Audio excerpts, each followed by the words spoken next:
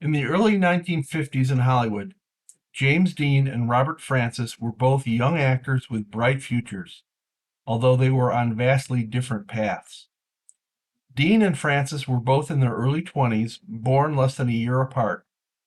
Both had appeared in just a few films, but both were attracting serious attention from fans and studios. Both were definitely stars on the rise. Otherwise, Dean and Francis could not have been more different. While Dean was known for portraying the rebellious, sensitive, and troubled anti-hero, questioning authority, with a ruffled mop of unruly hair, Francis, an Army veteran, was tall, handsome, broad-shouldered, square-jawed, and straight-laced beneath his crew cut.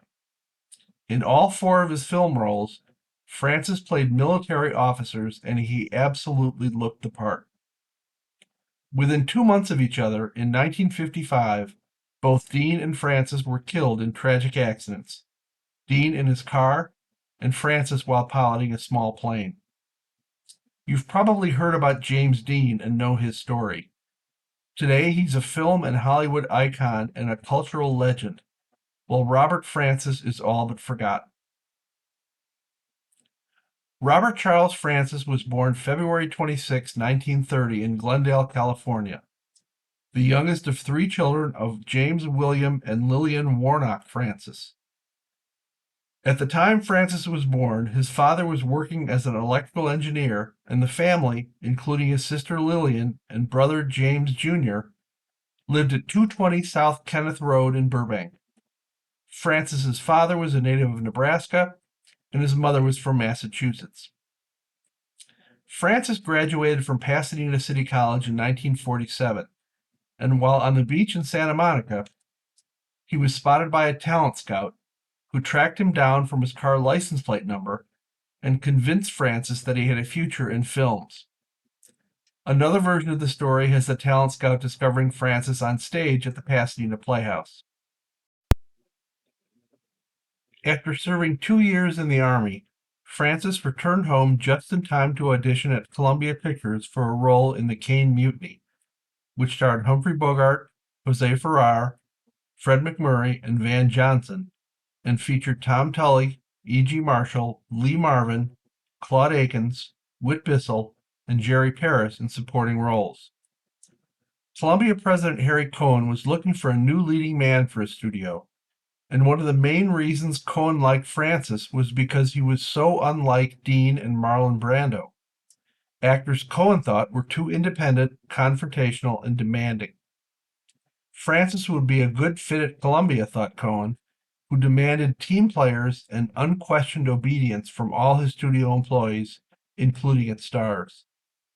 Francis, despite having no formal acting or film experience, won the role of Ensign Willie Keith, a newcomer to the Navy who joined with two experienced officers in the Caine Mutiny in questioning the competency and sanity of their captain, played by Bogart. The film was a major release for Columbia, produced by Stanley Kramer, directed by Edward Dmytryk, and based on the Pulitzer Prize-winning novel by Herman Wouk. And it was especially surprising that Columbia would select such an inexperienced actor for such a key role in the film.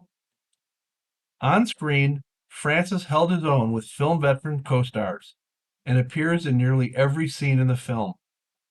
The Caine Mutiny was nominated for 7 Academy Awards, including Best Picture, Best Actor for Bogart, and Best Supporting Actor for Tully. The Caine Mutiny didn't win any Oscars, however.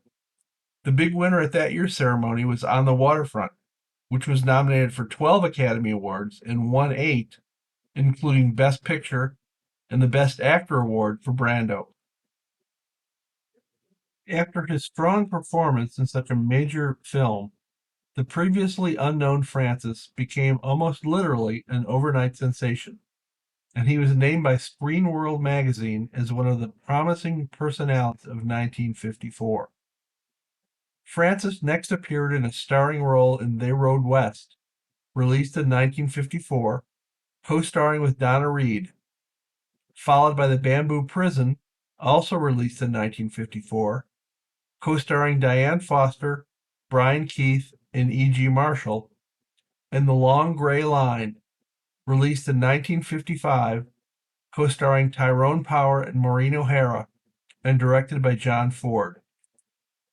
After appearing in 4 films for Columbia, Francis was loaned out to MGM to appear in Tribute to a Bad Man, which was released in 1956 and was originally set to star Spencer Tracy.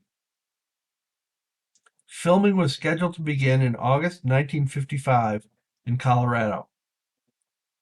Less than 2 weeks before he was scheduled to leave for Colorado, on Sunday, July 31st, 1955, 25-year-old Francis was at the Lockheed Air Terminal, now Hollywood Burbank Airport in Burbank, California. With him were aspiring actress Ann Russell and Irving George Meyer, 38, a commercial pilot and Air Force veteran who flew the massive B-29 bombers during World War II. The 3 started the day at Santa Monica Airport, where Meyer was checking out a 4-seat single-engine Beechcraft Bonanza airplane like this one that actor Joe Kirkwood had purchased about 6 months before from Lance Reventlow, the only child of Woolworth heiress Barbara Hutton. Kirkwood, who starred in the Joe Palooka films and TV series, and Meyer were business partners. Francis, Meyer, and Russell flew from Santa Monica to Burbank, then flew out of Burbank at about 5 p.m., although their next destination is unknown. Also unknown is why Meyer, the veteran pilot, and Russell were sitting together in the back seat, while Francis, who had no formal flight training or experience, was at the controls, while the co-pilot seat was empty. Shortly after takeoff, while heading toward Valhalla Memorial Park, the plane began to sputter and lose power. Rather than attempt an emergency landing at the cemetery, which was crowded with Sunday visitors, witnesses said Francis attempted to turn the plane, which stalled and crashed in a parking lot south of Van Owen Street before bursting into flames. All 3 aboard the plane were killed. Based on a charred pilot's license found in the wreckage, investigators originally thought that Reventlow was flying the plane, but Kirkwood told them he had not yet cleaned out the identification papers of the plane. It was never officially determined why Francis was at the controls of the plane.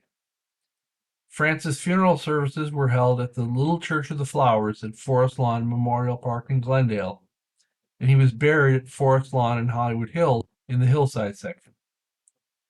Actress Ann Russell, whose real name was Audrey Ann Snyder Dosch, was also buried at Forest Lawn, Hollywood Hills, about 75 feet from Francis' grave. She was the mother of 3 young children, Michael, 5, Ruby, 4, and Scotty, 3. Meyer was buried in his hometown of North Dakota. At the time of the crash, Francis was living with his parents at 212 South Grand Oaks Avenue in Pasadena. Francis' father, James, died in 1978 at the age of 84. His mother, Lillian, died in 1981 at the age of 93. They are buried on either side of their son. After Francis' death, filming went on as scheduled in Colorado for Tribute to a Bad Man.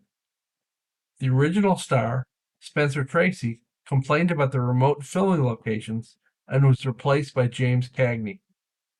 Francis was replaced by Don Dubbins, who had a small, uncredited role in the Caine Mutiny.